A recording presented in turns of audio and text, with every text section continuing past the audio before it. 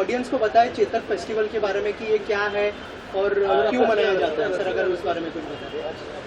देखिए 300-350 साल पुराना एक हॉर्स का फेयर होता था, क्योंकि पुराने जमानों में हॉर्स या अश्व ट्रांसपोर्टेशन का एक मुख्य साधन था।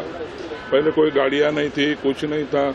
उस वक्त युद्ध करना हो तो घोड़े की जरूरत है, ट्रांसपोर्ट कहीं जाना हो तो घोड़े की जरूरत है, घोड़ा गाड़ी की जरूरत है। इसलिए अश्व एक मुख्य साधन था। इसलिए अभी सारंगखेड़ा एक ऐसी जगह है जो एक समृद्ध तापी नदी का बहुत बड़ा तापी रिवर है, उसका किनारा है और उस पर अच्छा चारा पानी सब वहाँ पे व्यवस्था होती थी। इसलिए पहले तो कोई बॉर्डर्स नहीं थे, तो उस हिसाब से अरबस्तान से, मारवाड़ से, काठियावाड़ से, पाकिस्तान कुछ एरिया से जो अश्व आते थे और वो अश्व इंडिया में भारतवर्ष में आके तो सारंगखेड़ा रुकते थे। फिर वहाँ पे 2-4 महीने रुकने के बाद में वहाँ पे अश्वों की खरीदी बिक्री होती थी। जिसको जैसी जरूरत होती थी वो अश्वों की खरीदी बिक्री करता था। वहाँ पे राजा, महाराजा, सुल्तान, बादशाह ऐसे लोग अपने युद्ध के लिए अपने किसी के साथ सेनापतियों के साथ बेच के वहाँ पे युद्ध के लिए अश्व खरीदी करते थे। जिनको अश्व शौकीन थे, जिनको अश्व पालन करना था, वहाँ पे अपने पालन के लिए अश्व खरीदते थे। ट्रांसपोर्टेशन के लिए कुछ लोग खरीदते थे और इसलिए वो ट्रेडिंग पहले से ही चलते आ रहा है। उसको 350 साल का पुराना इतिहास है। शिवाजी सावंत जी जो अपने मराठी में जो जानकार रहे उनको पता है कि उन्होंने काफ़ी कादम्बरी और उसका लिखान किया है। उसमें सारंगखेड़ा का उसका भी जिक्र उसमें हुआ है। तो उस वक्त से वो एक ऐतिहासिक उसको हिस्टोरिकल बैकग्राउंड है और वो चलते आ रहा था। वो हमारा ट्रेडिशन था। हम लोग उसका, हमारे परिवार वाले उसका थोड़ा सा संरक्षण करते थे और बाद में वो जैसा चलता गया, जमाना बदलते गया, फिर हमने उसको एक फेस्टिवल में रूपांतरित करने की कोशिश की और 2011-12 से हमने उसको चेतक फेस्टिवल नाम दिया। ये चेतक फेस्टिवल नाम भी क्यों दिया? आप सबको पता है कि चेतक महाराणा प्रताप सिंह का अश्व था। वो लॉयल्टी की पहचान है। वो लॉयल्टी की एक चेतक एक पहचान है और इसलिए हमने उसका वो पूरा हॉर्स फेयर का, हॉर्स फेस्टिवल का चेतक फेस्टिवल ऐसा नाम दिया और उसको करते हुए हम आज यहाँ तक पहुँचे हैं। सर, आपके पूर्वजों की जो लेगेसी है उसको आगे लेके जाना कितनी बड़ी रिस्पॉन्सिबिलिटी मानते हैं और कितना बड़ा चैलेंज मानते हैं सर? मेरे पूर्वजों की कहने से तो ऐसा है कि सारे पूर्वजों की, क्योंकि अश्व इंसान का, मानव का दोस्त तरीके से पहचाना जाता है, तो लेगेसी है। लोग भूलने लग गए। कुछ दिनों में छोटे बच्चों को पूछे कि घोड़ा कैसा होता है तो वो बताएगा कैसा होता है। तो ये पहचान हमारी जो भारतीय संस्कृति की पहचान है, भारत का इतिहास है, उसकी पहचान बरकरार रखना हम सबका कर्तव्य है और उसको हम पार कर रहे हैं। उसके लिए हम, हमारी जिम्मेदारी जो है, हम वो जिम्मेदारी निभा रहे हैं। सर, हमारे देश में जो है सबसे बड़ा हिस्सा अभी यूथ का है, तो यूथ के लिए क्या क्या नई चीज़ें आप लोगों ने इंक्लूड की है इस फेस्टिवल में, अगर उस बारे में कुछ बताया? इस बार चेतक फेस्टिवल में हमने जो हमारा 3 सप्ताह का होने वाला है, 3 वीक्स का होने वाला है, उसमें हमारा जो 3rd वीक है हमने वो एजुकेशनल और यूथ फेयर करके उसको हमने रखा है पूरा 7 डेज का। और उसमें हम वहाँ पे जो करियर गाइडेंस के हो, कुछ इंस्पिरेशनल हो, ऐसा कुछ सेमिनार्स वहाँ पे रखने वाले।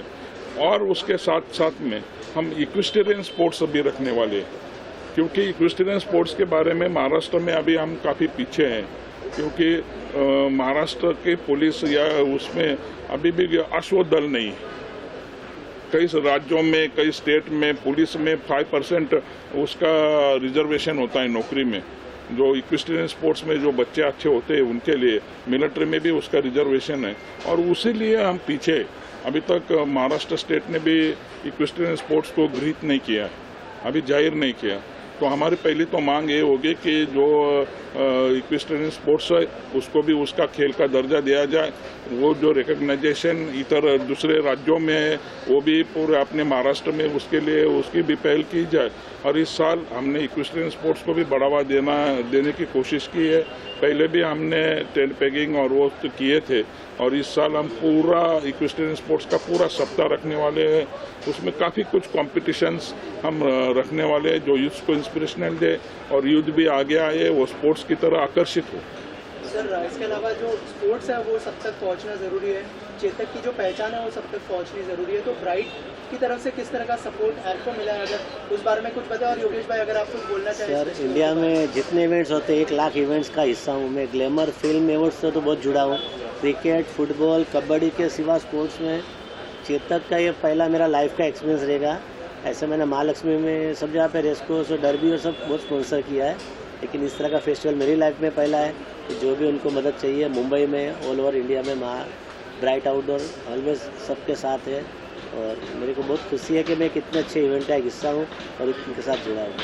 सर, ब्राइट की तरफ से किस तरह का सपोर्ट मिला है आपको, अगर उस बारे में कुछ। मैं तो पहले ही उनका आई एम वेरी थैंकफुल और मैं उनका धन्यवाद देता हूँ कि ब्राइट हमारे साथ आया है और चेतक के साथ जुड़ते हुए ब्राइट और चेतक ये दोनों के नाम रोशन होंगे।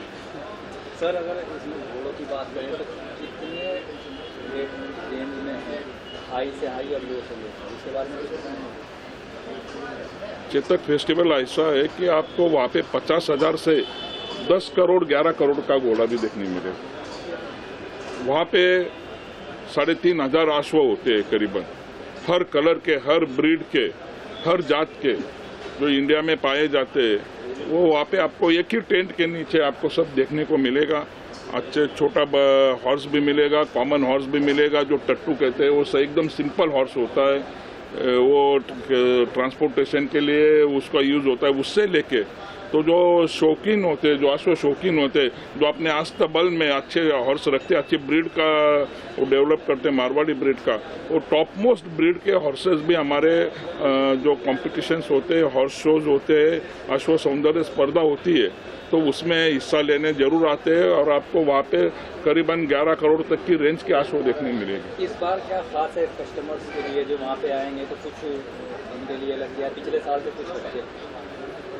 देखिए, हम हर साल उसको अपडेट करने की कोशिश करते हैं और उसमें मीडिया का काफ़ी बड़ा रोल रहा है। मीडिया हमें पहले से ही काफ़ी अच्छा उसमें सहयोग करता आ रहा है, तो इस साल हमने उसमें काफ़ी चेंजेस भी किए।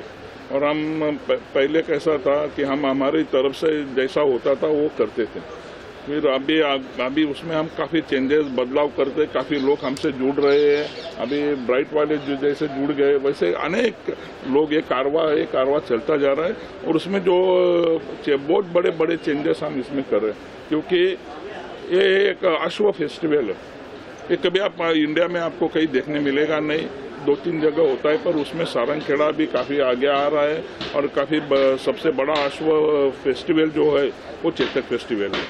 तो उसमें जो घोड़ों के लिए, अश्व के रिलेटेड, हॉर्स के रिलेटेड जो भी कुछ होते हैं, जो स्पोर्ट्स होंगे, जो कुछ इवेंट्स होंगे, वो सब आपको सारंगखेड़ा में देखने मिलेंगे। सर, ये इन 300 सालों से हो रहा है, पर शायद से बहुत बड़ी अचीवमेंट है, पर लोगों में बहुत ज़्यादा इस बारे में अवेयरनेस नहीं है।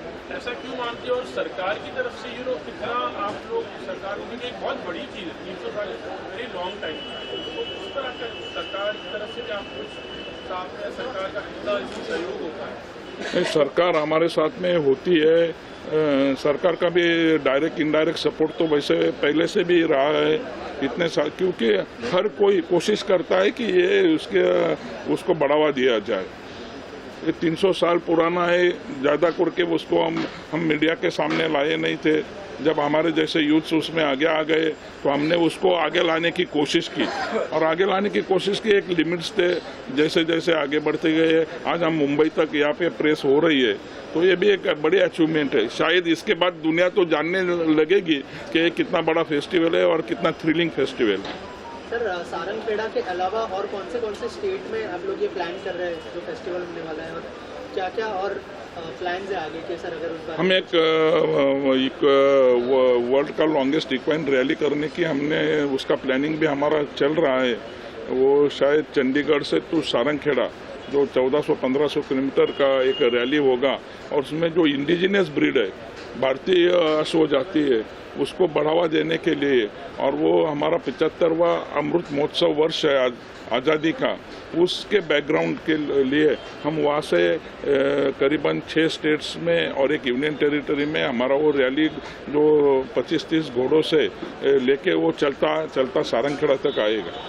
पहले अभी मेरे बाजू में बैठे हुए सिमरनजीत सिंह जी, इनके सुपुत्र राजवीर सिंह, उन्होंने 500 किलोमीटर का बच्चा है 14 इयर्स का, उसने 500 किलोमीटर का घोड़े पे राइड करके 6 दिन में सारंगखेड़ा आया था। और माननीय तब देवेंद्र फडणवीस जी मुख्यमंत्री थे, उन्होंने उसका स्वागत भी किया था।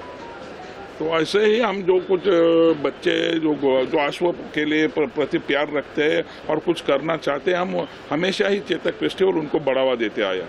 सर आप कहना चाहिए अपना प्रोटेक्शन और एसोसिएशन आपका? मेरा नाम सिमरनजीत सिंह है, मैं अकोला महाराष्ट्र से हूँ और मुन्ना दादा के साथ सारंगखेड़ा फेस्टिवल में स्पोर्ट्स और यूथ अवेयरनेस की तरफ मेरा ज़्यादा ध्यान है। जैसे मुन्ना दादा ने कहा कि इस साल हम लोग स्पोर्ट्स का जो वीक है वो यूथ इसके तरफ ज़्यादा से ज़्यादा अपना रुझान दिखाए, और इस बार हम स्टेट को अपील कर रहे हैं कि जो सारंगखेड़ा में इक्विस्टेरियन स्पोर्ट्स होने वाले हैं उसको एटलीस्ट इंटर स्टेट का कंपटीशन का दर्जा दिया जाए, ताकि वहाँ जो भी पार्टिसिपेट करे उसको एक सर्टिफिकेट मिले और उसकी कोई अहमियत हो जो उसको एकेडमिक्स में आगे हेल्पफुल हो। मुन्ना दादा के प्रयत्न से हम लोग यही वीक में गवर्नमेंट के साथ भी कम्युनिकेशन करने वाले हैं, और मेरे साथ जो हमारे स्पोर्ट्स को देखने वाले mister Nabeel, who is also present here, is also record holder for India.